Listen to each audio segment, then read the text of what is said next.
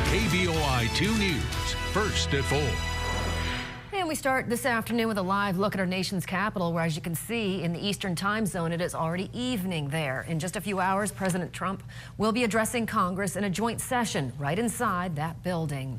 Well, thanks for joining us on KBOI 2 News, first at 4 in high definition. I'm Natalie Hurst. And I'm Brent Hunsaker. Though the president is speaking to members of Congress tonight, it's also his first chance to address the American people as president. And what do the people, especially here in the Treasure Valley, want to hear from President Trump tonight? Well, let's go to KBOI2 Scott Logan. He's live in the newsroom now, but he spent much of the day pounding the pavement looking for answers. Well, the people I talk to, despite their political differences, agree on two things. What they want to hear from the president tonight are details about what he's planning, and what they want to see from the president is, well, presidential behavior.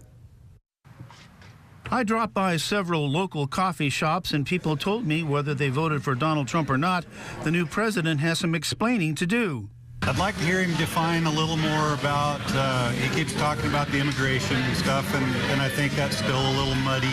He has a tendency to get a little flamboyant, and he needs to sometimes settle down and explain. You want more details?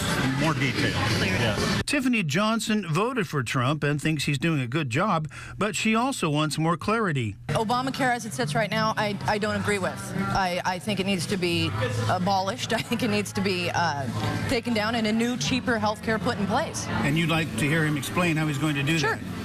Sure. I talked to one Trump supporter, a gentleman who voted for Trump, and he says he's experiencing buyer's remorse.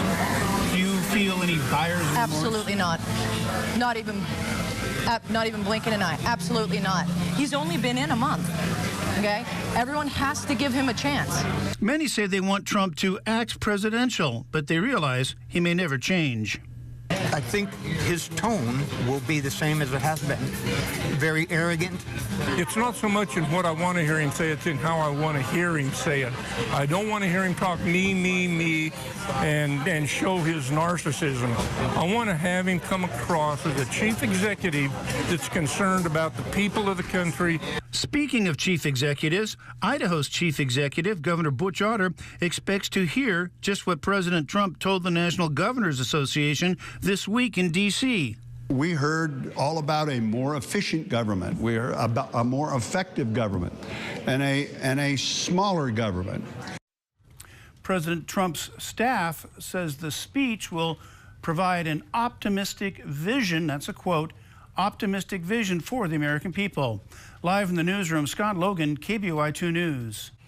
Well, staying with that topic, the White House has promised that President Trump will set a bold agenda tonight. The main topics he will touch on: health care reform, specifically the plan to repeal and replace the Affordable Care Act. Also, border security is on the agenda, as is the economy. Now, tonight's speech is not considered a State of the Union address. Why? Well, because the Speaker of the House determines what a speech is called when he invites the president to speak.